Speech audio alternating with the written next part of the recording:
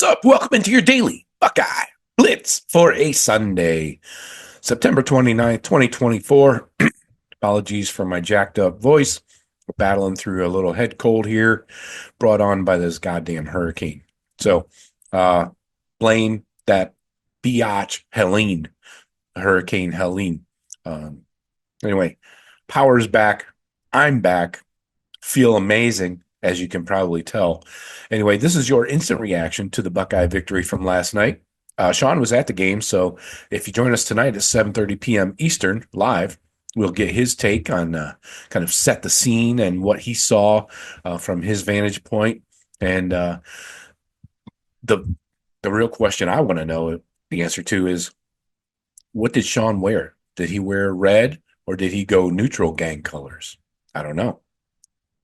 So tune in 7:30 p.m. Eastern, Instagram, YouTube, Twitter, and we'll find out together. So let's talk Buckeye victory here. The Buckeyes roll 38-7 with the cover. Thank you. Cha-ching. One of the few positive things coming out of my my betting account yesterday. Anyway, so 38-7, Buckeyes roll. Really pounded them in the first half. Second quarter was a bloodbath, 21-7 in just the second quarter alone. Shut them down completely in the second half. Again, I mean, this is becoming kind of the MO, it looks like, for Jim Knowles, right? Where as far as the defense goes, you start out vanilla. You're kind of a bend but don't break style in the first drive. Then as you move through the game, you see what they're doing. Everybody gets to look at it on the iPads and all that shit. So then you figure out what the defense or what the offense, the opposing offense, is trying to do, and you start taking things away, right? So it looks like Jim Knowles is slow to adjust, but I would say a lot of it is teams coming in against Ohio State. Every team, every opponent is trying to do something different that they haven't shown on tape before. So for the defense, for example, they have to see what this team's going to try and do. And we saw Sparty try and swing it out to the perimeters, get things going out there. And unfortunately for them, they're not good enough. They couldn't run the ball for shit. But anyways, let's get into some stats here. We'll start with the offense first and get into the defense. Total yards, Buckeyes go for 483, almost 300 passing, and 185 on the ground. It's a pretty solid ratio there. I'll take that. Did have 4 penalties. Some were dicey, I would say, especially on that first drive. Kazmarek, he was maybe a little too aggressive in that block where he buried the guy on the ground and then kind of told him about it. So kind of all right. So that held us to the field goal on the first drive, kind of a drive killer with that 15-yard penalty. But we had 75 plays. Michigan State only had 50. That's huge. She said. Third downs, only 8 of 17. That's less than 50% with my math. 3 of 4 on fourths for the Buckeyes. So you got to be better, I think, on third downs, at least. I mean, fourth downs, that's great, but you have to go for it 3 times because you didn't make it on third down. So what the hell? Red zone, Buckeyes were 5 of 5. One of those was a field goal. Time of possession, Buckeyes held it for 35-41. Sparty, 24-19, so we dominate them there. And we'll get into the defensive stats in a sec, but Will Howard, solid day, 68% completion percentage. He is by far having his best stretch as a quarterback in college football, completion percentage-wise, yardage. He was 21 of 31, 244 yards, 2 touchdowns. Did have, again, another bonehead turnover, the pick. He stared down a Mecca so long that 7 for Sparty had plenty of time to take 3-4 steps and get in front of that ball. You cannot stare down a receiver ever. I mean, he knows this. It's a bonehead mistake again, but it seems to be good for one of those games. Just, against good teams, you better be able to overcome that shit. Devin got in there. They mixed up the stats here. saying was better than 0 for 2. I had him at 3 for 5.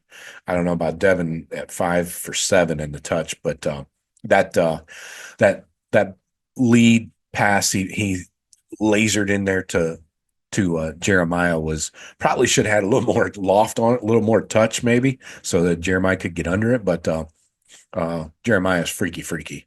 We all know that. Um, let's see. Touches. I mean, yeah, let's talk about guys getting touches here. Three guys threw a pass, five guys ran the ball, and nine guys caught a ball. That's good um, production, spreading the ball around. Um, Trey had 69 yards on 7 attempts, almost a 10-yard average there, had a long of 37. You notice we didn't have those big, long breakaway plays, for 50, 60 yards. Trey's was the longest play of the game, I believe. Yeah, 37. Emeka had a 37-yarder as well. That was with Yak. 33 for his longest play. So Judkins, 11 for 54, just a 4.9-yard average. He had a long 18-yarder. James Peoples, gonna have to work on that average. It's down to 2.9 in this last game. So, and Jeremiah had a nice end around for 19 and a touchdown. So, receivers, Emeka decided he wanted to drop a few, so he did that. He showed a little emotion though in the blocking game on the perimeter. I like that. Buckeyes blocked very well on the perimeter. But Emek led the team with 7 catches, 96 yards and a touchdown. And Jeremiah, 7 targets, 5 catches, 83 yards and a touch. Cardell Tate getting in the act. We wanted to see more of him. 5 targets, just 3 catches, 52 yards. And G. Scott got a touchdown, 4 targets, 3 catches. Quinn Sean with a couple. Bryson Rogers chipping in a couple late. Trey with a couple. Ennis with one 14-yarder. And Bennett Christian picked up a first down on a Julian Sayin swing pass. So all in all, good to see the ball spread around. O-line did well, 0 sacks given up, and the Buckeyes ran the ball as a team for 5.3 yards per carry. So we'll take that every time. Now, I was asking on Friday on my keys to a Buckeye victory, I was asking for more sustained long drives, right? And we did have four drives of 8 plays or more. I'll take that. I think we're going to, as the season goes on, we're going to have to create more long drives, more than just 4 a game, especially against Iowa, probably Oregon, and so on. So we did have the field goal in the first drive, should have been a touchdown drive. The dumb pick by Will Howard, and 3 punts on the game. That's too many punts. I know this is first world problems, but still, man, come on. The drives went like this. To start, 11 plays, 63 yards, field goal. 14 plays, that's a nice long one. Hey, 14 plays, 80 yards, TD. Then 4 plays, 24, INT. 4 plays, 75, touchdown. Then a 3 and out with a punt. Then six for 60 and a touchdown. 13 for 76, another long drive there. 3 for 12 and a touchdown. That was when Burke set us up with that pick down in the red zone. Then 6 for 24. This was after Will Howard was out. They pulled him at the end of the third. So 6 for 24 and a punt, 8 for 33 and a punt, and then 4 of 9 turnover on downs in the last drive for the Buckeyes. So all in all, not a lot to complain about offensively. So you can see every game on offense, they're making a concerted effort to get certain guys the ball. So they wanted to get this passing game going, and they passed it a lot early. So I was just going to look at the first quarter. Yeah, you got first drive. You got Howard pass to the left. Howard, pass to the right. Howard, pass to the left. Howard, pass to the left. Then Trey, rush. Then Howard, pass to the left. Howard, pass to the right. Then the QB keeper up the middle for 4. Howard, pass to the right. And then Howard scrambles. And then that was brings up 4th down for the field goal. So you see how many passes you had in that first drive. They were getting Will Howard going early. So this is maybe something to keep your eye on going forward, because it didn't stop the second drive for the Buckeyes. Will Howard passed to the right. Trey rush to the right. Will Howard passed to the right. Will Howard passed to the left. Travion rush up the middle. Will Howard pass to the right. Will Howard short pass to the right. And Quinshawn run. Quinshawn run. Will Howard pass up the middle. That's your first quarter. How many passes was that? I can't even count. That was a ton. It was like a 3-to-1 ratio, it seemed, pass to run. So anyway, uh, interesting the way Chipper is calling this game. You know what you don't hear anybody complaining about right now? Play calling on offense. Nobody's complaining about that shit. Not yet. Not yet through 4 games. Hey, drink of water. I'll try not to get snotty. We're trying to do a show with less snot, if that's possible. You said snot. Uh, so looking at the defense, hello, Caleb Downs. Welcome to 2024. Welcome to the Ohio State defense. Led the team in tackles. He was flying around, man. By the way, this goddamn Peacock app, I'm trying to rewatch the game again here. You talk about commercials, dude. Every time a ref blows a whistle, go into commercial. I cannot count how many commercials are in this GD timeline, man. It is horrible. That's why nobody likes your goddamn app, NBC, because every whistle there's a 60-second commercial. What are we doing? Anyway, back to the game. So 18 guys played on defense, got in the game. That's nice. 4 sacks, 15 QB pressures, 7 TFLs. I mentioned Caleb Downs with 6 tackles leading the way. Sonny also with 6. Sonny had a sack, so a bounce back game for him. Missed tackles, we had 10 though. So that's worse than last week. We had 6 or 7 or 8, something like that. Lathan Ransom, 2 missed tackles. D lineman, that's going to happen. King McDonald with 1. Kenyatta. CJ Hicks, missed tackle. Can't do that. Taiwan Malone had a good game. Got in there.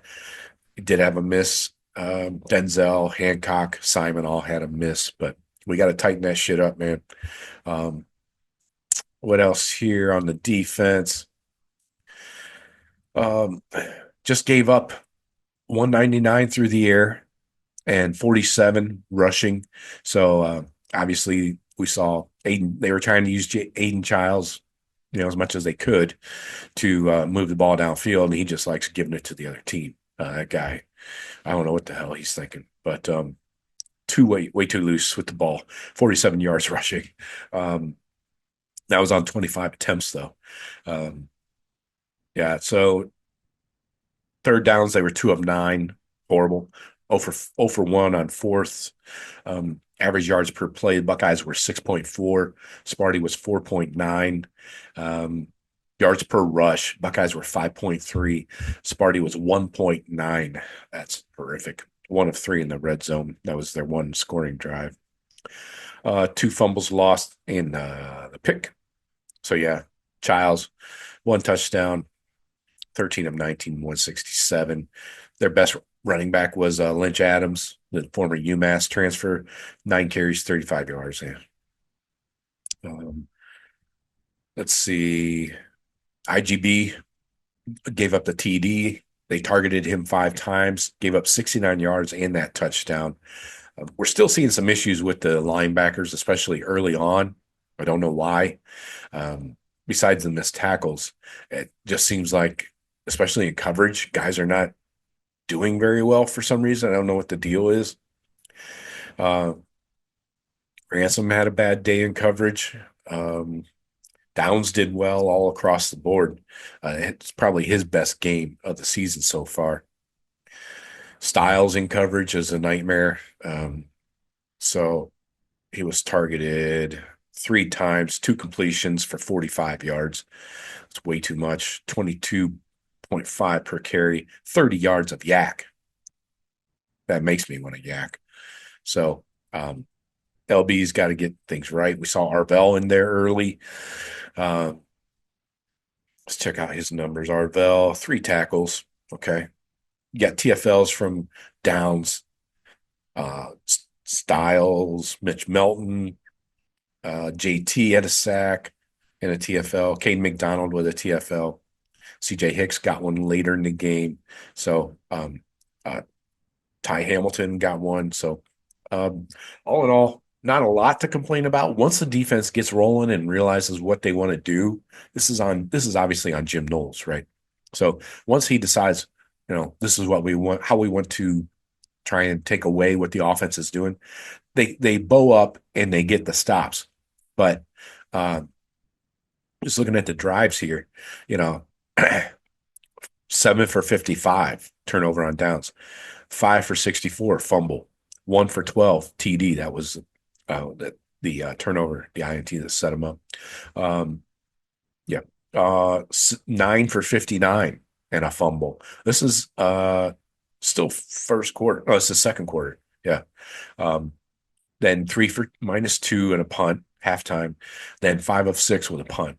3 of 14 punt or INT. Sorry. 3 for -1 punt, 6 for 16 punt. They had already brought in their backups by then, and 3 for -2 punt. So a little inconsistent there with the first drive, 7 for 55, then 9 for 59, and that was about it. So after that 9 for 59 drive, that was 7:22 in the second quarter. So after that, Jim Knowles realized, okay, this is what we're going to do. This is how we're going to attack it. And then they didn't cross the 50 after that. Every drive started in Sparty territory: 33, 19, 31, 39, 24, 31, 7. So it's just getting to that point. You can't do that against good teams. This is not a good team we played, you know? So definitely some things to clean up. Offense it was a little slow going in the running game. Pass was the focus, but eventually they got rolling, and we didn't have to rely on huge monster big plays. Now Jeremiah, freaky, yeah, making one-handed catches all day long, and we'll take that. But I just like seeing a game, seeing the offense move the ball, methodically, not relying on bombs over Baghdad and big plays where there's nobody, in the secondary to tackle Quinshawn or anything like that. So it's good to see this. Things to work on both sides of the ball. So all in all, I'm happy. And except for this Peacock app, one of the worst experiences I've ever dealt with. So anyway, let me know what you guys think in the comments. And I hope you'll join us tonight, 7:30 p.m. Eastern, and we will talk to you then. What was I going to say? Oh, I got to blow my nose. Talk to you later. Go Bucks.